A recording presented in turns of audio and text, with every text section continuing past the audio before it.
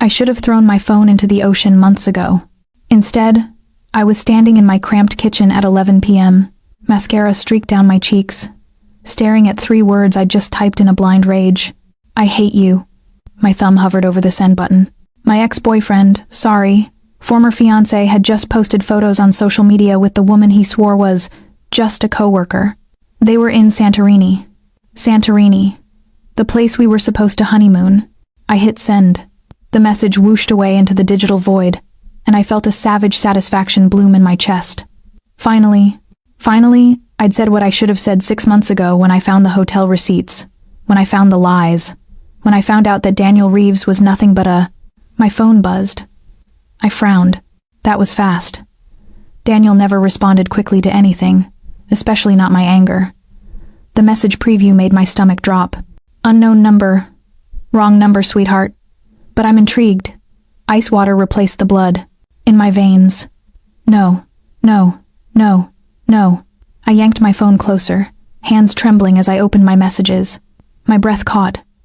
There it was, my furious text sitting in a thread I didn't recognize. Not Daniel's contact, not his number. I'd sent, "I hate you," to a complete stranger. Me, "I'm so sorry. That wasn't meant for you." The 3 dots appeared immediately. Whoever this was, they were still awake, still watching. Unknown number, shame. I was hoping I'd done something memorable. My face burned. I should have just apologized again and blocked the number. Should have laughed it off as the universe's cruel joke and poured myself another glass of wine. But something about the message, smooth, confident, almost amused, made my pulse skip. Me, seriously, I'm sorry. Wrong contact. Unknown number, forgiven. But now I'm curious who earned that much venom. I bit my lip. This was insane. I was texting a stranger at 11 p.m. On a Tuesday, my heart still bleeding from Daniel's betrayal. My judgment, clearly compromised by Chardonnay and heartbreak. Me, ex-fiancé. He's in Santorini with his mistress. Why did I just tell him that? Unknown number. His loss. What's your address? I dropped the phone. It clattered onto the counter. Screen up, his message glowing like a threat. My heart hammered against my ribs. What kind of person asks for someone's address after 3 text messages? I grabbed the phone with shaking hands. Me. Excuse me? Unknown number. Your address. I'll send flowers. Or wine. You sound like you need both. This was either the sweetest gesture from a stranger or the beginning of a true crime podcast episode about my disappearance. Me. I don't give my address to people I don't know. Unknown number. Smart girl. 2 words.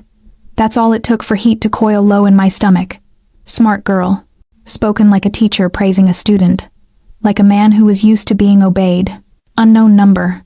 But I don't like the idea of you crying over someone who doesn't deserve. I stared at the message until the words blurred. Who was this person? Me. You don't even know me. Unknown number. Not yet. My mouth went dry. Before I could respond, before I could think, another message arrived. Unknown number. Ava Monroe. 47 Crescent Street, apartment 3B. The wine glass slipped from my hand and shattered against the tile floor. He knew my name. He knew where I lived. Panic clawed up my throat as I stumbled backward, my hip slamming into the counter. How did he? I hadn't told him anything. I'd been careful. My doorbell rang. The sound sliced through the silence like a gunshot. I froze, every muscle in my body locking into place. It was almost midnight. No one came to my apartment at midnight. No one except... The doorbell rang again, longer this time, insistent. I crept toward the door, my bare feet silent on the hardwood. My phone was still in my hand, the screen dark now, useless. I should call the police. I should scream.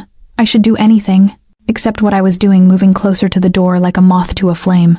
I looked through the peephole, and my world tilted. The man standing in my hallway wasn't what I expected. He was tall, well over 6 feet, with dark hair swept back from a face that looked like it had been carved from marble and shadows. Sharp jawline, straight nose, lips that curved into something too knowing to be called a smile. But it was his eyes that stopped my breath. Cold, calculating. The kind of eyes that had seen things I couldn't imagine. The kind of eyes that missed nothing. He was wearing a black suit, tailored perfectly to his broad shoulders, the top button of his shirt undone.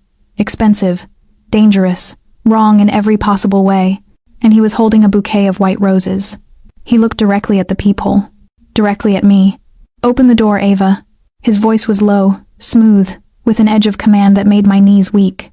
Not a request, an order. "I know you're scared," he continued, his tone softening just slightly, "but I'm not here to hurt you. I'm here because someone who cries over a man like that deserves to know what real power looks like." Real power? The words hung in the air like a threat and a promise. Every instinct I had screamed at me to run, to call for help, to do anything except unlock that door. But my hand was already reaching for the deadbolt, because somewhere beneath the terror, beneath the shock, was something else. Something darker. Something that whispered, "What if?" The lock clicked open. I pulled the door back slowly, my heart in my throat. He stood there, roses in one hand, the other tucked casually into his pocket. Up close, he was even more devastating, even more dangerous. "Hello, Ava," he said, his eyes never leaving mine. "I'm Dante Moretti." The name hit me like a physical blow. Dante Moretti. I knew that name. Everyone in this city knew that name. He wasn't just dangerous. He was the most dangerous man in the entire state. And I'd just let him into my apartment. I couldn't breathe. Dante Moretti stood in my doorway like he owned it. Like he owned the entire building. Maybe he did. From what I knew, what everyone whispered about in coffee shops and office break rooms, Dante Moretti owned half the city. The half that didn't show up on tax records. "You're..." My voice came out strangled. "You're Dante Moretti." Guilty. He extended the roses toward me, his expression unreadable. Though I prefer to think of myself as the man who just saved you from a night of bad wine and worse decisions. I didn't take the flowers. I couldn't. My hands were shaking too badly. "How did you find me?" The question came out sharper than I intended, fear sharpening my tongue. "How do you know my name? My address?" "I know everything about this city, Ava." He said my name like he'd been saying it for years, like it belonged in his mouth. "Including when someone accidentally texts me instead of their ex." "That doesn't explain." "You used your real number. Your phone is registered under your name. Your name is tied to your lease." He tilted his head, studying me with those unsettling dark eyes. It took 3 minutes. 3 minutes. He'd found every detail of my life in 3 minutes. That's... I swallowed hard. That's terrifying. That's power. He stepped forward, and I instinctively stepped back. His jaw tightened slightly, the first crack in his controlled exterior. "I'm not going to hurt you. You're a criminal." The words tumbled out before I could stop them. Something flickered across his face. Not anger. Something colder. "I'm a businessman. You run the Moretti family." My back hit the wall. "You're the head of the... Choose your next words carefully." His voice dropped to a lethal whisper. "Accusations are dangerous things, Ava. Especially when you don't know who's listening." The threat hung between us, sharp as a blade. But then his expression shifted, softened. He held up the roses again, and this time, there was something almost gentle in the gesture. "I didn't come here to scare you," he said quietly. "I came here because a woman who types 'I hate you' with that much feeling deserves better than crying alone at midnight." I stared at him, my mind racing. This didn't make sense. Men like Dante Moretti didn't show up at random women's apartments with flowers. They didn't care about broken hearts or wrong numbers. "Why?" I whispered. "Why what? Why do you care?" He was quiet for a long moment, his gaze holding mine with an intensity that made my skin prickle. When he finally spoke, his voice was rougher, rower, "Because I know what it's like to be betrayed by someone you trusted." The confession hung in the air between us, unexpected and devastating. Before I could respond, he set the roses down on the small table by my door. Then he reached into his jacket and pulled out a business card, black, expensive cardstock with silver lettering. "If you ever need anything," he said, pressing it into my hand. His fingers were warm, his touch brief but electric. "And I mean anything, call me." I looked down at the card. Just his name. A phone number. No company. No title. "I don't understand," I breathed. "You don't have to." He stepped back, creating distance between us. But his eyes never left mine. "But you will." That sounds like a threat. It's a promise. Then he turned and walked toward the elevator at the end of the hall, his movements smooth and controlled. Predatory. I should have closed the door. Should have locked it and called the police and pretended this never happened. Instead, I called after him. Why did you really come here? He stopped, didn't turn around. Because, he said, his voice carrying down the empty hallway. Something about that text about you made me feel something I haven't felt in a very long time. What's that? He looked back over his shoulder, and the expression on his face stole the air from my lungs. Curious. Then he disappeared into the elevator, and I was alone again. I stood there for what felt like hours, staring at the white roses on my table and the black business card in my hand. My apartment suddenly felt too small, too exposed. I locked the door, all 3 locks. Then I grabbed my phone and did what any rational person would do. I Googled him. Dante Moretti, 34, alleged head of the Moretti crime family. The search results were endless. Photos of him at charity galas in $1,000 suits, newspaper articles about federal investigations that never went anywhere, whispers of violence, power, and control, and beneath it all, a single truth that everyone seemed to know, but no one could prove. Dante Moretti was untouchable. I scrolled through the images, him at restaurant openings, at city council meetings, shaking hands with politicians and police commissioners, always composed, always in control, always alone. I clicked on an article from 2 years ago. Moretti family tragedy. Dante Moretti's fiancée killed in car accident. My heart stopped. The article was brief. Sara Castellano, 29, killed in a single car accident on the Pacific Coast Highway. No other vehicles involved. No witnesses. But the comments section told a different story. Everyone knows it wasn't an accident. She knew too much. That's what happens when you cross the Morettis. I slammed my laptop shut, my stomach churning. What had I done? What had I invited into my life? My phone buzzed. I grabbed it with trembling hands. Dante Moretti. Sleep well, Ava. Tomorrow everything changes. I stared at the message, my pulse thundering in my ears. And somewhere deep inside, beneath the fear and the logic and the screaming voice telling me to run, I felt a thrill. Because Dante Moretti had just walked into my life, and I had a terrible feeling he wasn't planning to leave.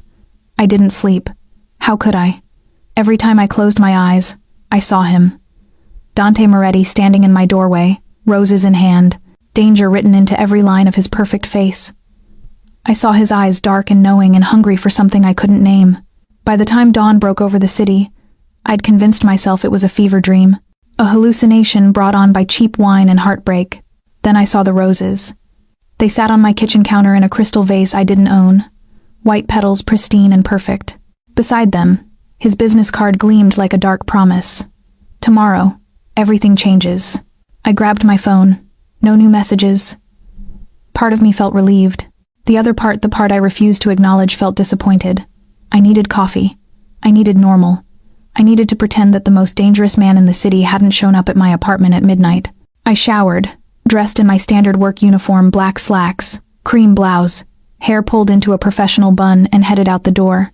The moment I stepped into the hallway, I knew something was wrong. A man stood by the elevator. Tall, broad-shouldered, wearing a dark suit and an earpiece. He looked like Secret Service. He looked like Miss Monroe. His voice was professional, clipped. Mr. Moretti sent me to escort you. My blood turned to ice. Escort me where? To your office. He thought you might appreciate the security. I don't need... It wasn't a request, Miss Monroe. The way he said it, calm, absolute. Final, made it clear that arguing would be pointless. I'd been claimed. The ride to my office was silent. The man he'd introduced himself as Marco drove a black SUV with tinted windows that probably cost more than my annual salary. He didn't speak. Didn't look at me. Just drove with the kind of hyper-awareness that screamed military training. When we pulled up to the modest building that housed the nonprofit where I worked as a grant writer, Marco got out first. He scanned the street like he was expecting sniper fire, then opened my door. Mr. Moretti will contact you soon, he said. Then he was gone. I stood on the sidewalk, my heart racing, as my coworkers filed past me into the building. Nobody noticed. Nobody saw that my entire world had just been turned upside down. I made it to my desk on autopilot, turned on my computer, opened my email, and that's when I saw it. From D. Moretti, subject, dinner. My hand hovered over the mouse, trembling. I clicked. Ava, Mezzogiorno, 8 p.m. A car will pick you up at 7:45. Don't be late. D. That was it. No pleasantries. No explanation. Just an order delivered like he had every right to command my evening. I should have been furious. Instead, my stomach fluttered. Ava? I jumped, slamming my laptop shut. My colleague Jennifer stood in my cubicle entrance, coffee in hand, her eyebrows raised. You okay? You look like you've seen a ghost. I'm fine. I lied. Just tired. Daniel again? The mention of my ex sent a sharp pang through my chest, but it felt distant now. Muted, like someone else's pain. Yeah, I said softly. Daniel. Jennifer squeezed my shoulder. He's an idiot. You're better off. If only she knew that I'd accidentally traded one disaster for something infinitely more dangerous. The day crawled by in agonizing slow motion. Every time my phone buzzed, my heart leaped. But Dante didn't text, didn't call, just left me drowning in the weight of his expectation. Dinner, 8 p.m., don't be late. By 7:30, I was standing in front of my closet, torn between defiance and something darker. I could ignore the summons. I could block his number, file a police report, tell Marco to get lost when he showed up. But I wouldn't. Because beneath the fear, beneath the rational voice screaming at me to run, I wanted to know. I wanted to know why Dante Moretti had chosen me. What he wanted. Who he really was beneath the rumors and the violence and the power. I pulled out a dress I'd bought on impulse months ago, black, simple, elegant. It hugged my curves without being provocative. Professional enough to feel like armor. Feminine enough to remind him I wasn't afraid, even though I was. At exactly 7:45, my doorbell rang. Marco stood in the hallway, same suit, same unreadable expression. Miss Monroe, he said with a slight nod. Mr. Moretti is waiting. The restaurant was unlike anything I'd ever seen. Mezzogiorno wasn't listed on any map, wasn't advertised on social media. It existed in the kind of exclusive space where power brokers and politicians and criminals ate $50 pasta and made deals that shaped the city. Marco led me through a private entrance, past a maitre d' who recognized me without me saying a word, and into a dining room that took my breath away. Floor-to-ceiling windows overlooked the harbor. Crystal chandeliers cast golden light across white tablecloths and polished silverware. And at a corner table, alone, sat Dante. He rose when he saw me. Tonight, he wore a navy suit that fit him like sin. His dark hair was perfectly styled, his jaw clean-shaven, but it was his eyes that pinned me in place. Intense, possessive, like I was the only thing in the room that mattered. Ava. My name was a caress on his lips. You came. Did I have a choice? I asked, forcing my voice to stay steady. He smiled a slow, dangerous curve of his mouth. No. He pulled out my chair, the gesture old-fashioned and commanding all at once. I sat, my pulse racing, as he settled across from me. Why am I here? I asked. Dante leaned back, studying me with those unnerving eyes. Because I want to know you. You already know everything about me. You found me in 3 minutes, remember? I know facts. He leaned forward, his voice dropping. I want to know the truth. What truth? His gaze held mine, and the intensity in it made my breath catch. Why, he said slowly, a woman who types, I hate you with that much passion is wasting her fire on a man who never deserved it. I opened my mouth to respond, and then every light in the restaurant went out. Darkness swallowed the restaurant whole. For 3 seconds, there was only silence, thick, suffocating silence, and then chaos erupted. Chairs scraping, voices rising in confusion, the muted crash of silverware hitting the floor. But Dante didn't move. He sat perfectly still across from me, a shadow in the darkness. And when he spoke, his voice was lethally calm. Stay in your seat, Ava. What's happening? Before he could answer, a hand clamped onto my shoulder from behind, firm, unyielding. I gasped, but Marco's voice cut through my panic. Sir, we need to move. Now, not yet. Dante's tone was absolute. Sir, I said not yet. Emergency lights flickered on, casting the restaurant in eerie red. In that crimson glow, I finally saw Dante's face, and the cold, calculated fury etched into every line. This wasn't a power outage. This was a message. Around us, other diners were being ushered toward exits by men in dark suits, who'd appeared like ghosts. Security. Dante's men. They moved with military precision, voices low and urgent. But Dante remained seated, his eyes locked on the windows. Dante, I whispered, fear clawing up my throat. What's going on? Someone's testing me. His jaw tightened. Seeing if I'm distracted. Distracted by what? He finally looked at me, and the intensity in his gaze stole my breath. By you. Before I could process that, Marco appeared at Dante's elbow. The perimeter is secure, but we found this. He handed Dante something small, a folded piece of paper. Dante opened it, his expression turning to stone. Then he smiled. It wasn't a pleasant smile. It was the kind of smile that promised violence. Take her to the car, Dante said, rising from his seat. Back entrance. Now. Wait. I started, but Dante was already moving, his long strides carrying him toward a door I hadn't noticed. Marco's hand was on my arm, firm but not rough, pulling me in the opposite direction. Miss Monroe, please. We need to go. I didn't have a choice. Marco guided me through the kitchen, all stainless steel and controlled chaos, as staff scrambled to manage the situation, and out into a narrow alley.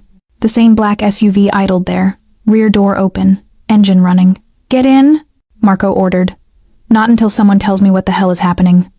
Miss Monroe, I'm not moving until... Gunfire cracked through the night. 3 sharp reports from somewhere close. Too close. Marco shoved me into the SUV without ceremony, slamming the door behind me. The locks engaged automatically. Bulletproof glass, reinforced doors, a cage. Through the tinted windows, I watched Marco speak urgently into his wrist mic. His hand hovered near his jacket where I had no doubt he kept a weapon. Then Dante emerged from the restaurant's back entrance. He wasn't running. Wasn't even hurrying. He walked with the same controlled grace he'd had in my apartment, in the restaurant. Like the gunfire was nothing more than background noise. Blood-stained, his knuckles. I pressed my hand against the window, my heart in my throat. Dante's eyes found mine through the glass, and for just a moment, something flickered across his face. Concern. Real, human concern. Then it was gone, replaced by cold command as he climbed into the driver's seat. Marco, handle it, he said, and the SUV surged forward before I could protest. We drove in silence through the city streets, the bright lights and bustling crowds a jarring contrast to the violence we'd just escaped.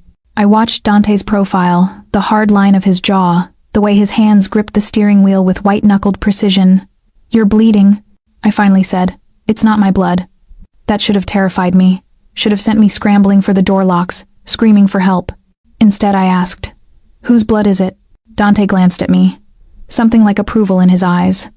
Someone who won't make the same mistake twice. We pulled into an underground garage, private, secured, nothing like my apartment's sad parking lot. Dante killed the engine but didn't move, just sat there, staring straight ahead, his hands still on the wheel. I'm sorry, he said quietly. For what? For tonight, for putting you in danger. I barked out a bitter laugh. You didn't put me in danger. You are the danger. He turned to face me fully, and in the dim light of the garage, he looked almost vulnerable, almost human. I didn't expect this, he admitted. Didn't expect you to become a target so quickly. A target for what? For my enemies.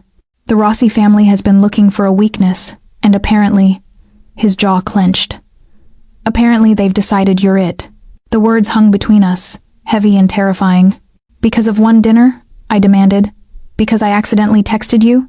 Because I showed up at your door? Because I sent Marco? Because I brought you to Mezzogiorno? He leaned closer, his voice rough. Because everyone in this city knows that Dante Moretti doesn't do anything without reason, and the moment I showed interest in you, you became leverage. My hands were shaking. I didn't ask for this. I know. He reached out slowly, giving me time to pull away, and tucked a loose strand of hair behind my ear. His touch was gentle, reverent. I know, Ava, and I'm going to fix it. How? His smile was dark, dangerous. By making it very clear what happens to anyone who touches what's mine. I'm not yours. Not yet. He pulled back, his expression shifting to something harder. But you're in my world now, whether you like it or not. He got out of the car, came around to my side, and opened the door. Where are we? I asked, climbing out on unsteady legs. Dante gestured toward a private elevator. Somewhere safe, somewhere they can't touch you. The elevator required a key card, a retinal scan, and a 6-digit code that Dante entered without hesitation. The doors opened to reveal a penthouse that looked like it belonged in an architecture. Magazine all clean lines, floor-to-ceiling windows, and expensive minimalism. "Welcome," Dante said softly, "to my home." I stepped inside, my heart pounding. "I can't stay here. You don't have a choice. You can't just—" He spun to face me, and the raw intensity in his eyes stopped my words. "They shot at you, Ava. At the restaurant where I was supposed to keep you safe." His voice cracked slightly. "I won't make that mistake again." "So what? I'm your prisoner now?" "You're my responsibility. I didn't ask to be. And I didn't ask to—" He stopped himself, jaw working. "You're staying here. End of discussion." He turned and walked toward what I assumed was his bedroom, leaving me standing in the middle of his pristine living room. Trapped, protected, and terrifyingly drawn to the man who'd just turned my life into a war zone. I didn't sleep that night either. Dante had shown me to a guest room that was bigger than my entire apartment, king-sized bed, ensuite bathroom, with a tub that could fit 3 people, a walk-in closet filled with women's clothes in my exact size. That last detail had made my stomach turn. "Whose clothes are these?" I'd asked, standing in the doorway. Dante hadn't even looked up from his phone. "Yours. I had them delivered." "When?" "This afternoon." "You presumed I'd stay here." "I presumed," he'd said coldly, "that keeping you alive would require preparation." Then he'd walked away, leaving me alone in a gilded cage. Now it was 3 a.m., and I stood by the floor-to-ceiling windows, staring out at the city lights. From this height, the world looked peaceful, orderly, like violence and gunfire and blood-stained knuckles didn't exist. "Can't sleep?" I spun around. Dante stood in the doorway, barefoot, wearing black pants and a white t-shirt that clung to his chest. His hair was mussed, like he'd been running his hands through it. Human, vulnerable, dangerous. "Did you expect me to?" I asked. "No." He crossed to the window, standing close enough that I could feel the heat radiating from his body. "I don't sleep much either. Guilty conscience?" His lips quirked. "Something like that." We stood in silence, watching the city breathe beneath us. This close, I could see the faint scar along his jawline, the tension in his shoulders, the way his hands clenched and unclenched at his sides. "Tell me about her," I said softly. He went rigid. "Who?" "Sarah Castellano." The name hung between us like shattered glass. Dante's expression shuddered completely, every trace of humanity vanishing behind cold control. "You looked me up. Did you expect me not to? What did you read?" "That she died in a car accident 2 years ago. That she was your fiancé." I paused. "That people think you killed her." He laughed a bitter, broken sound. "Of course they do. Did you?" He turned to me, and the raw pain in his eyes made my breath catch. "I loved her. I would have burned this entire city down to keep her safe. Then, what happened? I failed." His voice was rough. "I failed, and she paid the price. Dante. She knew what I was, what I did, and she loved me anyway." He looked away, jaw clenched. "She thought she could change me, thought love was enough to pull me out of the darkness." "What changed?" "My uncle." The words came out like poison. "Vittorio Moretti. He thought Sarah made me weak, thought love made me vulnerable. So his hands fisted. He cut the brake lines in her car. Horror flooded through me. "Your own family?" "My own blood." Dante's smile was vicious. 3 days later, Vittorio had a heart attack. Very sudden, very fatal. The implication was clear. "You killed him," I whispered. I made sure he understood exactly what happens when someone takes something of mine. He looked at me, and the darkness in his eyes was absolute. And I've spent 2 years making sure no one ever forgets that lesson. I should have been terrified, should have been running for the door. Instead, I reached out and took his blood-stained hand in mine. Dante froze, staring at our joined hands like he couldn't comprehend what was happening. "I'm sorry," I said quietly. "For your loss, for your pain. You're not afraid of me. I'm terrified of you." I met his eyes. "But I'm also beginning to understand you." Something shifted in his expression, surprise, vulnerability, and hunger all tangled together. "You shouldn't," he said roughly. "Understanding me is dangerous. So is standing in your penthouse at 3 a.m. Ava." "Why me?" I demanded. "Out of everyone in this city, why did you show up at my door? Why do you care about a wrong number text?" He was quiet for so long I thought he wouldn't answer. Then, because when I read that text, Those 3 words filled with so much rage and pain. I saw myself. My throat tightened. I saw someone who'd been betrayed. He continued, his voice barely above a whisper. Someone who'd loved the wrong person. Someone who was drowning in a darkness they didn't ask for. His hand tightened around mine. And for the first time in 2 years, I wanted to save someone instead of destroy them. The confession hung between us, raw and devastating. I'm not Sarah, I said carefully. I know. He lifted his free hand, cupping my face with heartbreaking gentleness. You're stronger. Braver. You look at me like I'm a monster and still don't run. Maybe I'm crazy. Maybe you are. His thumb brushed across my cheekbone. Or maybe you see what everyone else is too afraid to look for. What's that? The man beneath the monster. My breath caught. We were so close now, his body heat wrapping around me, his eyes searching mine with desperate intensity. Dante, I whispered. This is insane. I know. I should leave. I know.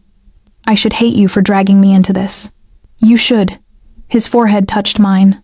But you don't. He was right. God help me, he was right. I didn't hate him. I should. Every rational part of my brain screamed at me to push him away, to demand he let me go, to return to my safe, boring, normal life. But standing here in the dark, with Dante Moretti, feeling his breath against my skin, seeing the vulnerability he hid from the rest of the world, I didn't want to leave. I'm going to kiss you now, Dante said, his voice rough. And if you want me to stop, you need to tell me. Because once I start, Ava, once I start, I won't be able to stop. My heart hammered against my ribs. This was the moment. The choice. The point of no return. I looked into his dark eyes and saw everything, the danger, the violence, the absolute certainty that being with him would destroy the life I'd carefully built. Then don't stop, I breathed. And Dante Moretti kissed me like he was drowning and I was air. The kiss shattered something inside me. Dante's mouth was demanding and gentle all at once, controlled violence barely leashed. His hand slid into my hair, tilting my head back as he deepened the kiss, and I melted into him, all my fear and logic burning away under the heat of his touch. When he finally pulled back, we were both breathing hard. Ava, he whispered against my lips. What are you doing to me? The same thing you're doing to me. He rested his forehead against mine, his eyes closed, his control visibly fraying. I should send you away. Should put you on a plane to somewhere my enemies can't find you. But you won't. No. He opened his eyes, and the raw possession in them made my knees weak. I won't. He kissed me again, slower this time, savoring, and I forgot about everything except the way he tasted like whiskey and danger and something darker I couldn't name. When he finally stepped back, his control had returned, locked back into place like armor. Get some sleep, he said, his voice rough. Tomorrow we deal with the Rossi problem. What does that mean? His smile was cold. It means I'm going to remind them why you don't threaten what belongs to Dante Moretti. Then he was gone, leaving me alone with my racing heart and the taste of him still on my lips. I woke to sunlight streaming through the windows and the smell of coffee. For a moment, I forgot where I was. Then it all came rushing back: the restaurant, the gunfire, Dante's confession, the kiss that had rewired my entire understanding of want. I found him in the kitchen, standing at the counter with a tablet in one hand and an espresso in the other. He'd showered and changed into another perfectly tailored suit, his hair still damp, his expression focused. He looked up when I entered, and something softened in his eyes. Morning, he said. Morning. I felt suddenly shy, hyper-aware of the fact that I was wearing one of the silk pajama sets he'd provided. You didn't sleep. I rarely do. He poured me a cup of coffee, black, no sugar, exactly how I took it, and slid it across the marble counter. We have a situation. The warmth from the kiss evaporated. What kind of situation? He turned the tablet toward me. The photograph on the screen made my stomach drop. It was me, leaving my apartment yesterday morning, coffee in hand, completely unaware that I was being watched, photographed. But it wasn't just surveillance. Someone had drawn a red X across my face. They sent this an hour ago, Dante said, his voice lethal, along with a message. What message? Return what you stole, or she disappears. My coffee cup clattered against the counter. What did you steal? Nothing. His jaw clenched. But someone wants me to think I did. I don't understand. The Rossi family lost a shipment 3 weeks ago. 50 million in uncut diamonds. They're claiming I took them. Did you? No. He met my eyes. But someone made sure it looks like I did. So this is a setup. This is a war. He closed the distance between us, his hands bracing on either side of me against the counter, caging me in. And you're caught in the middle. Then let me go. Send me. Away like you said. Get me out of this. I can't. Why not? Because they've already decided you matter to me. His voice dropped. Which means you're either my greatest weakness or my strongest weapon, and I'll be damned if I let anyone use you against me. Before I could respond, his phone buzzed. He glanced at it, his expression darkening. Marco's downstairs. We have a meeting. A meeting with who? With the man who's trying to destroy me. The meeting took place in a warehouse on the industrial edge of the city, all rusted metal and broken windows and the kind of abandoned space where bad things happened. I sat in the SUV with Marco while Dante disappeared inside with 2 of his men. Through the tinted windows, I watched shadows move behind broken glass, heard raised voices, and felt my anxiety spike with every passing second. He'll be fine, Marco said, not looking at me. You don't know that. Miss Monroe, I've been with Mr. Moretti for 8 years. I've seen him walk into worse situations and come out without a scratch. But this time is different. Marco finally looked at me, his expression unreadable. Yes, this time is different. Because of me. 20 minutes later, Dante emerged. His suit was still pristine, his expression still controlled, but I saw the tension in his shoulders, the fury barely contained. He climbed into the driver's seat, dismissed Marco with a nod, and we were moving before I could ask questions. What happened? I demanded. Luca Rossi confirmed what I already knew. Someone's framing me for the diamond theft to start a war between our families. Who? Someone with access to both organizations. Someone smart enough to cover their tracks. He glanced at me. Someone who knows that the fastest way to take me down is to make me care about something I can't protect. My chest tightened. Dante. There's more. He handed me his phone.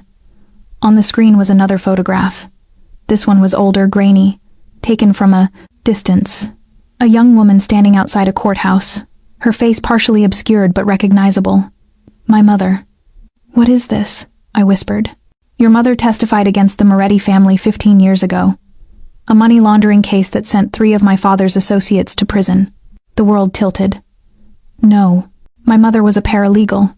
She worked for the DA's office. And she was the key witness in a case that nearly destroyed my family's operations. He pulled over, turning to face me fully. Tell me, Ava. Did you really send that text to me by accident?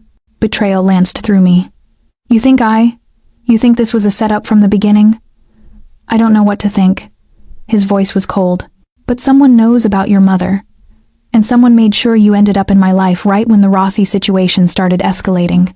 I didn't know about any of this. Didn't you? He leaned closer, his eyes searching mine with brutal intensity. Or are you a much better actress than I gave you credit for? Tears burned behind my eyes. You kissed me last night. You told me I mattered. And now you're accusing me of being a spy? I'm accusing you, he said softly, dangerously, of being too perfect a coincidence. I slapped him. The sound cracked through the SUV like a gunshot. Dante didn't move, just stared at me with those dark, unreadable eyes. I am not a liar, I said, my voice shaking.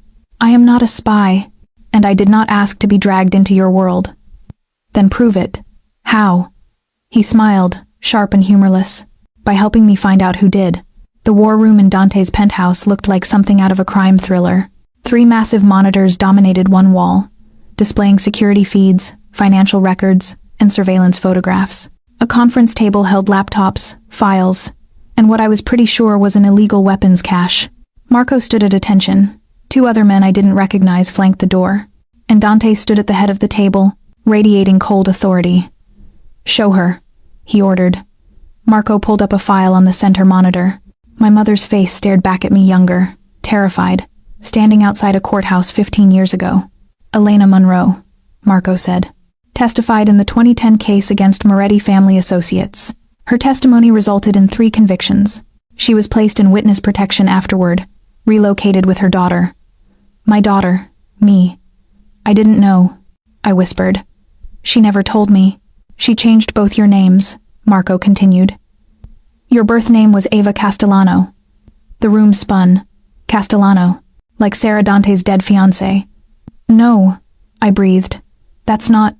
Your mother was Sarah's aunt, Dante said, his voice flat. Which means Sarah was your cousin. I grabbed the table to keep from falling. You knew who I was this entire time. I suspected. He moved toward me, his expression unreadable. The moment I found your address, I ran a background check, found the sealed records, made the connection. And you said nothing? Because I wanted to know if you knew. His jaw clenched. I wanted to know if you were part of this. Part of what? Sarah died 2 years ago.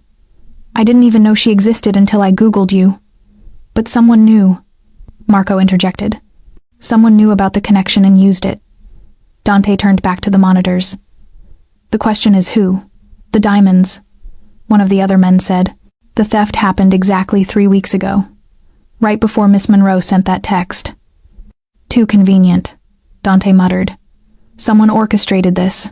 Someone with knowledge of both families. Could be a Rossi, Marco suggested. Or someone inside our organization. Dante's hands fisted. Someone who knew about Sarah, about Elena's testimony, about the connection between them. There's only one person who fits that profile, Marco said carefully. Dante's expression turned to stone. Get me Tommaso.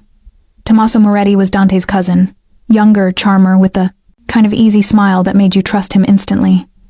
He walked into the penthouse an hour later, hands in his pockets, completely at ease. Cousin, he greeted. You summoned? Sit down. Dante's voice was lethal. Tommaso's smile faltered. He glanced at me, then at Marco, then back to Dante. What's going on? 50 million in diamonds, stolen from the Rossi family, framed to look like I did it. Dante leaned forward. And someone who knew about Elena Monroe's connection to Sarah. Tommaso went pale. You think I think someone very close to me orchestrated this entire situation to start a war. Someone who benefits from chaos in the organization. Dante's eyes narrowed. Someone who's been pushing for more territory, more power. I would never betray you. Wouldn't you? Dante pulled up a file on his tablet. These are wire transfers from your personal account. 50 deposits of 1 million each, spread over the last 3 months. All from offshore accounts tied to the Rossi organization. Tommaso stood abruptly. That's not someone setting me up. Convenient. Dante's voice was ice. That's the same thing I've been saying. Dante, please, I'm family. So was Vittorio.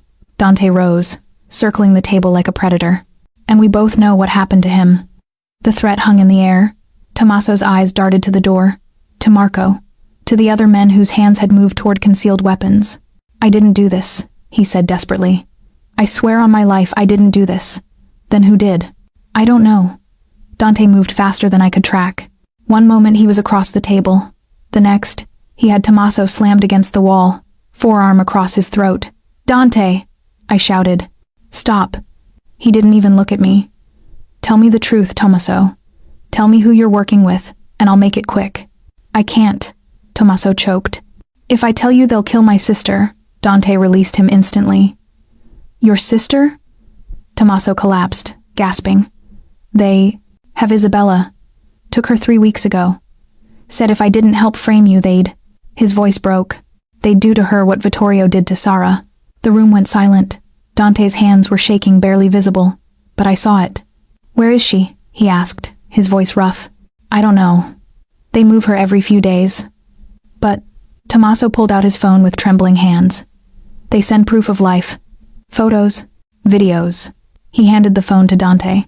I couldn't see the screen, but I saw Dante's face and the raw fury that transformed his features. Marco, he said quietly. Call in every favor we have. Find her. Yes, sir. Dante turned to Tommaso. You should have come to me. I couldn't risk it. They said they had someone inside. Someone close to you. Tommaso's eyes met mine. Someone who'd report back the moment I asked for help. Who? I don't know. But, he swallowed hard. They knew about Ava before you did. Knew she was coming into your life. Knew exactly how to use her. Dante's jaw clenched. Then this isn't about the diamonds. No. Tommaso's voice was hollow.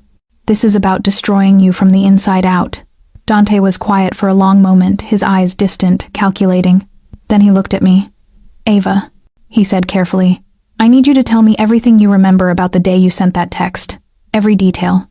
Who you talked to, where you went, what you did, why. Because, he said, his voice dropping, I think someone's been watching you a lot longer than 3 weeks. A chill ran down my spine. And I think, Dante continued, they've been waiting for the perfect moment to use you against me. The monitors flickered. Then every screen went black. And a message appeared in blood-red letters. Tick-tock, Moretti. You have 24 hours to return what you stole, or she dies screaming. Below it a photograph. Not Isabella. Me. Bound, gagged, terrified. But I was standing right here, in this room. Not tied up. That's not me. I whispered. Dante's face had gone sheet white. No. He pulled out his phone, fingers flying across the screen. Then he showed me the image. It was my apartment. Empty. The door hanging open. And on my kitchen counter, next to Dante's white roses, a puddle of blood. That's impossible. My voice didn't sound like my own. I'm right here. That photo can't be. It's photoshopped, Marco said quickly, already working on his laptop. A threat. Not real. But Dante wasn't listening. He was staring at his phone, his expression unreadable. The blood is real, he said quietly. What? He showed me another message. A video this time. I watched in horror as a figure in a black mask walked through my apartment.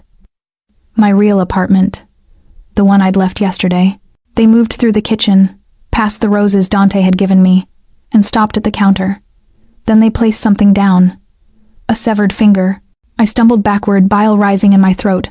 Oh my God, it's not yours, Dante said, his voice sharp. Marco, run the print. Marco was already on it. On it, sir. Dante grabbed my shoulders, forcing me to look at him. Ava, focus. You're safe. You're here with me. That's a threat, not reality. Whose finger is that? I choked out. I don't know yet. His hands tightened. But I will find out, and I will. Sir. Marco's voice cut through. The print matches Isabella Moretti. Tommaso made a sound like a dying animal. Dante released me and spun toward Marco. You're certain? Positive. The temperature in the room dropped 20 degrees. Dante's face transformed into something inhuman, pure, cold rage that made me understand exactly why people feared him. Tommaso, he said, his voice deadly calm. Where did they tell you to deliver the diamonds? I don't have them. I told you where. The old warehouse, Pier 17. Tomorrow at midnight. Tommaso was shaking. But I don't have them, Dante. I swear I don't have them. Then we have a problem. Dante pulled out his phone. Because whoever has Isabella expects 50 million in diamonds in less than 24 hours. And neither of us have them. So we find them, I said. Everyone turned to look at me. We find the diamonds, I repeated, my voice stronger. We figure out who really stole them. And we get Isabella back. This isn't a movie, Ava, Dante said coldly. This is real. People die. You could die. And Isabella will die if we do nothing. I moved toward him. You said I was caught in the middle of this. Fine. Then let me help. Absolutely not. You don't have a choice. I met his eyes. Someone used me to get to you. Someone knew about my mother, about Sarah, about everything. Which means I'm already a target. So either I sit here and wait to be leverage, or I help you end this. Dante stared at me for a long moment. Then to my surprise, he smiled. Not his cold, dangerous smile. A real one. You're insane, he said. I learned from the best. Sir, Marco interjected. If we're doing this, we need to move fast. The Rossi family will be watching, and whoever set this up will be waiting for us to make a mistake. Dante's expression hardened. Then we don't make mistakes. He turned to Tommaso. You're going to that meet tomorrow. But you're not going alone. What's the plan? Tommaso asked. The plan is we find those diamonds in the next 23 hours. Or... Dante's jaw clenched. Or we make them think we have. The next 20 hours were a blur. Dante's organization moved with military precision. Marco coordinated surveillance. Men I didn't know fanned out across the city, following leads, squeezing informants, tracking money, and Dante became someone else entirely. The man who'd kissed me in the dark, who'd confessed his pain over Sarah, who'd looked at me like I mattered. That man disappeared. In his place was the head of the Moretti family. Cold, calculating, absolutely ruthless. I watched him interrogate 3 different people, watched him make phone calls in Italian that made grown men pale, watched him orchestrate a plan that involved fake diamonds, double crosses, and a level of strategic violence that should have terrified me. It didn't, because I was beginning to understand him. At hour 15, we got a break. One of Dante's contacts, a jeweler on the east side, had been approached about fencing uncut diamonds. Big stones. 50 million worth. When? Dante demanded over speakerphone. 2 days ago. I turned them down, obviously. Told them I don't touch that kind of heat. Who approached you? Who approached you? Didn't give a name. But, the jeweler hesitated. She had a Rossi family tattoo. Right wrist. Small. Easy to miss if you weren't looking. Dante's eyes met mine across the table. Description, he said, his voice tight. Late 20s, dark hair, Italian, beautiful. And another pause. She mentioned you by name, Moretti. Said you'd sent her. I didn't. I know. That's why I called Marco. Dante ended the call and looked at Tommaso. Do the Rossis have any female soldiers? Only one, Tommaso said slowly. Valentina Rossi, Luca's younger sister. And where is Valentina now? She's supposed to be in Milan. Has been for 6 months. Check again. Marco's fingers flew across his keyboard. Then he went still. She flew back to the city 4 weeks ago. Private jet. No record of her leaving. 4 weeks. Right before the diamonds disappeared. Right before someone started setting Dante up. Right before I sent that text. It's her, I said. She's the one who has Isabella. But why? Tommaso demanded. What does she gain from starting a war between our families? Dante was quiet, his eyes distant. Then, power. She destabilizes both organizations, takes out the leadership on both sides, and steps into the vacuum. She's one woman, Marco said doubtfully. She's one woman with 50 million in diamonds, a captive, and apparently no moral compass. Dante stood. And she made one crucial mistake. What's that? I asked. He looked at me, and something fierce blazed in his eyes. She threatened you. At hour 23, we had a plan. It was insane, borderline suicidal, and it required me to do something I'd never imagined I'd be capable of. Walk into a warehouse full of criminals and lie through my teeth. You don't have to do this, Dante said for the 10th time. We were in the SUV, parked 3 blocks from Pier 17. Marco was in the front seat. Tommaso was in another vehicle with backup, and I was wearing a wire. Yes, I do, I said. Ava. I grabbed his face, forcing him to look at me. I'm not Sarah. I'm not going to be a victim. And I'm sure as hell not going to let another woman die because of this. Something cracked in his expression. If anything happens to you, it won't. If it does, I kissed him. Hard, desperate, possibly our last. When I pulled back, his control was in shreds, his eyes dark with emotion. Come back to me, he whispered.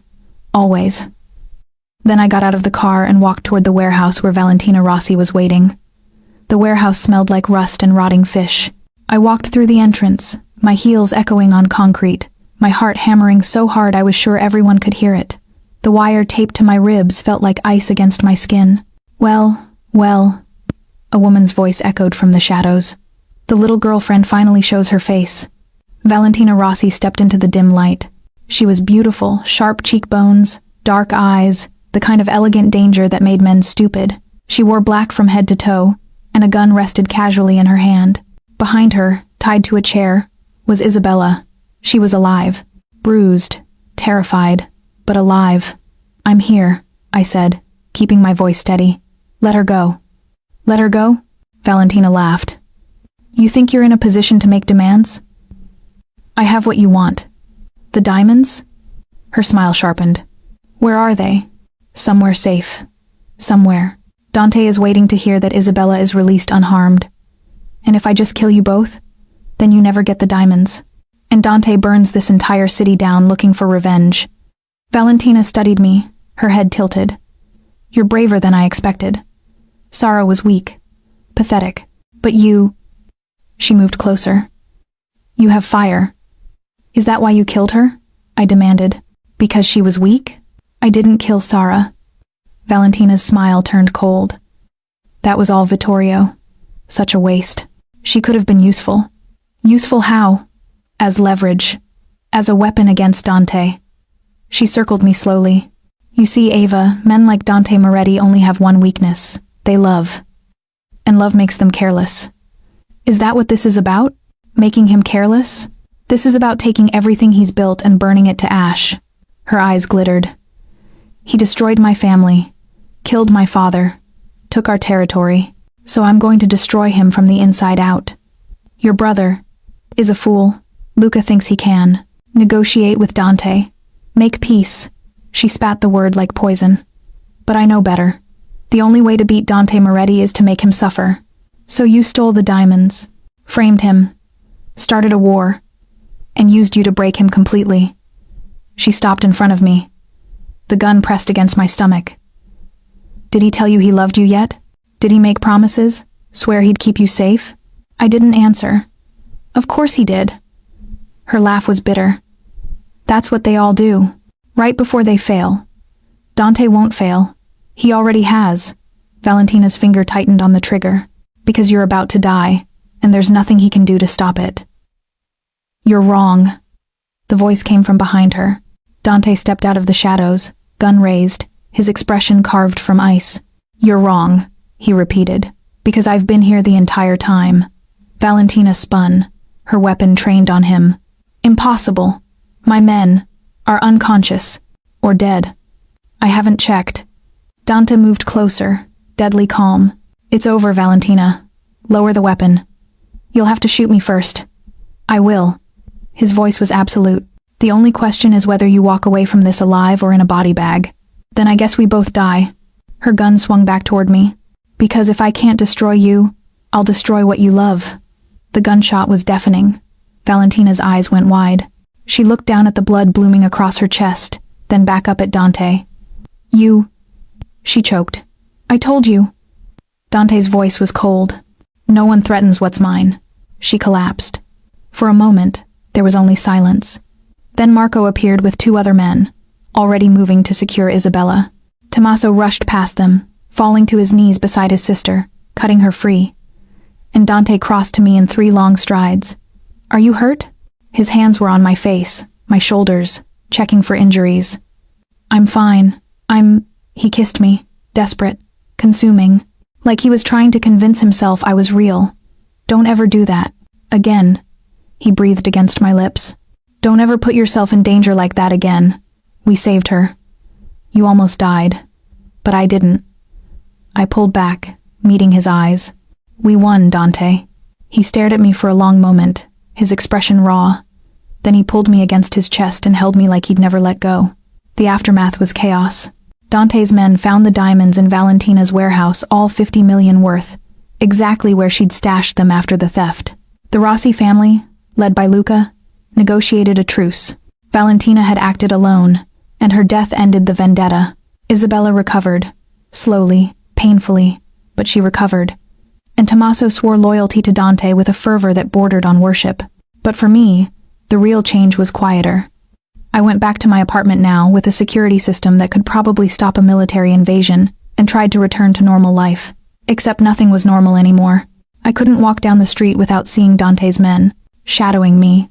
Couldn't go to work without Marco coincidentally having coffee at the shop across the street. And I couldn't stop thinking about the man who'd risked everything to save me. It took 3 days before Dante showed up at my door. He stood in the hallway, hands in his pockets, looking uncharacteristically uncertain. Hi, he said. Hi. I wanted to. He stopped, started again. I need to talk to you. I stepped aside, letting him in. He moved to the window, staring out at the city, his shoulders tense. What we did, he said finally. What happened between us? I need you to understand something. My heart clenched. You're ending this. No. He turned, and the intensity in his eyes stole my breath. I'm asking if you want to. What? You didn't ask for my world, Ava. You didn't ask for violence and danger and late-night threats. You deserve better than what I can offer you. And what can you offer me? He moved toward me slowly, like he was afraid I'd bolt. Honesty, he said. Protection. A life that will never be normal or safe or easy. He stopped in front of me, his voice dropping. And a man who's completely irrevocably in love with you. The words hung in the air, raw and true. Dante. I love you, he repeated, his hands cupping my face. I've loved you since you opened that door and looked at me like I was both your salvation and your destruction. And I will spend every day proving that you didn't make a mistake by letting me in. Tears blurred my vision. This is insane. I know. Your world is dangerous. I know. I could die. Not while I'm breathing. His forehead touched mine. Never while I'm breathing. I kissed him. And in that kiss was my answer. 3 months later, I stood in Dante's penthouse and realized my entire life had changed. The woman who'd cried over her ex-fiancé's betrayal felt like a stranger. The woman who'd lived in a cramped apartment and written grant proposals and believed in safe, predictable love, she was gone. In her place was someone stronger. Someone who'd walked into a warehouse full of criminals and lied to a killer's face. Someone who'd chosen darkness and danger because the man at the center of it loved her with a ferocity that made her soul burn. You're thinking too loud. I turned. Dante stood in the doorway, watching me with those dark, knowing eyes. He'd shed his jacket, rolled up his sleeves, and somehow looked even more devastating in casual disarray. I was thinking about how different my life is now, I admitted. Regrets? His voice was carefully neutral, but I saw the tension in his shoulders. No. I crossed to him, sliding my arms around his waist. Not even one. Something in him relaxed. He pulled me closer, his lips brushing my temple. I have something for you, he murmured. If it's another security upgrade. It's not. He pulled a small box from his pocket. My breath caught. Dante. It's not a ring. He opened it, revealing a breatha. Key. It's a choice. I stared at the key, my heart racing. I know you love your independence, he said quietly. I know moving in here would mean giving up your apartment, your space, your ability to pretend my world isn't yours. But I'm asking anyway. He lifted my chin, his eyes fierce. I'm asking you to choose this. Choose me. Choose a life that will be complicated and dangerous and absolutely terrifying. And beautiful, I whispered. And passionate. And real. His smile was devastating. Is that a yes? That's a yes. He kissed me slow and deep and full of promise. When he finally pulled back, his eyes were suspiciously bright. I love you, Ava Monroe. Or should I say? He paused. Ava Castellano. I froze. What? Your mother called me. He smiled at my shock. Apparently, she's been keeping tabs on you. On us. And she wanted me to know that she approves. My mother approves of me dating a mafia boss. She approves of you being happy. His expression softened. She said Sarah would have liked you. Would have been glad I found someone strong enough to handle this life. Tears pricked my eyes. I wish I could have known her. Me too. He brushed a tear from my cheek. But I think in some way she brought us together. A wrong number and a dead cousin. Very romantic. He laughed a real, genuine laugh that transformed his entire face. When you put it that way, it's perfect. I finished. Completely insane and absolutely perfect. Later that night, we stood on the balcony, watching the city lights sparkle below. Tommaso's throwing a party next week, Dante said, his arms wrapped around me from behind. Family celebration. You'll be officially introduced. As what? As mine. His lips brushed my ear. As the woman who saved my cousin, exposed a traitor, and stole my heart. That's a lot of titles. You've earned them. I leaned back against his chest, feeling safe in a way I'd never imagined possible. Dante? Do you ever think about leaving? Just walking away from all of this? He was quiet for a long moment. Every day, he finally admitted. Especially now that I have something to lose again. But you won't. No. His arms tightened. This world, this family, it's who I am. I can't change that. I'm not asking you to change. I turned in his arms, meeting his eyes. I'm asking if you're happy. His expression softened. I'm happy right now. With you. That's enough. Is it? It has to be. He cupped my face. Because this is all I can offer you, Ava. A life in the shadows. A love built on blood and loyalty. And the absolute certainty that I will die before I let anyone hurt you. That's terrifying. I know. His smile was sad. But it's the truth. I kissed him, pouring everything I felt into that kiss. Love, acceptance, defiance. Then I guess, I whispered against his lips, we'll be terrified together. 6 months later, I stood in a courtroom. Not as a witness, not as a victim. As Dante's attorney read out charges against 3 dirty cops who'd been taking bribes from the Rossi family, evidence Dante had carefully collected and anonymously delivered to the DA. People like to think I'm a monster, Dante had said when he'd shown me the files. Maybe I am. But I draw the line at dirty cops. It was such a strange contradiction. The man who'd killed without hesitation, who'd tortured information from his enemies and burned warehouses full of stolen goods, was the same man who anonymously funded women's shelters and took down corrupt officials. Dante Moretti was a monster and a savior, and I loved every complicated, contradictory piece of him. After the hearing, we drove to the cemetery. Dante hadn't visited Sarah's grave in 2 years, but today, with my hand in his, he finally could. We stood in silence, the wind rustling through the trees. I'm sorry, Dante said quietly. Sorry I couldn't save you. Sorry I failed. I squeezed his hand. But I want you to know, his voice cracked slightly. I want you to know that I found her. Found someone strong and brave and absolutely perfect. And I think, he paused, I think you'd like her. A tear rolled down my cheek. Dante pulled me close, his lips pressing against my hair. Thank you, he whispered, for giving me permission to love again. We left white roses on Sarah's grave, a promise, a goodbye, and a blessing all at once. 1 year after that wrong number text, I stood in Dante's penthouse, wearing a black dress that cost more than my old car. The party was in full swing downstairs. Moretti family, business associates, politicians who pretended they didn't know exactly who Dante was. But up here, it was just us. Happy anniversary, Dante said, handing me a glass of champagne. We're celebrating a text message? We're celebrating the night my life changed. He clinked his glass against mine. The night I got a message that said I hate you and decided to find out why. Best. Wrong number ever. Agreed. We drank, laughed, and I realized something profound. I'd spent my whole life playing it safe, following rules, believing that love was supposed to be easy and predictable and comfortable. But loving Dante Moretti was none of those things. It was dangerous and complicated and absolutely terrifying. It was also the most real, honest, passionate thing I'd ever experienced. What are you thinking? Dante asked, reading my expression, that I should have sent that text on purpose. He smiled, that devastating, dangerous smile that still made my knees weak. Then I guess fate knew what it was doing. Or Sarah did. Or Sarah did, he agreed softly. The music drifted up from the party below. Dante set down his glass and extended his hand. Dance with me. There's no music up here. Then we'll make our own. I took his hand, and he pulled me close. And we swayed in the silence, 2 people who'd found each other in the worst possible way and somehow made it work. I love you, I whispered. I love you more, he replied. That's impossible. Then I guess. He kissed me, slow and sweet. We'll have to spend forever proving who loves who more. Forever is a long time. Good. His eyes held mine, dark and intense and absolutely certain, because I'm never letting you go. And as we stood there, wrapped in each other, the city lights sparkling below, I knew he meant it.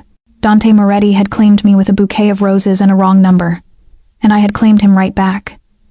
This was our love story. Dark, dangerous, defiant, and absolutely, perfectly ours.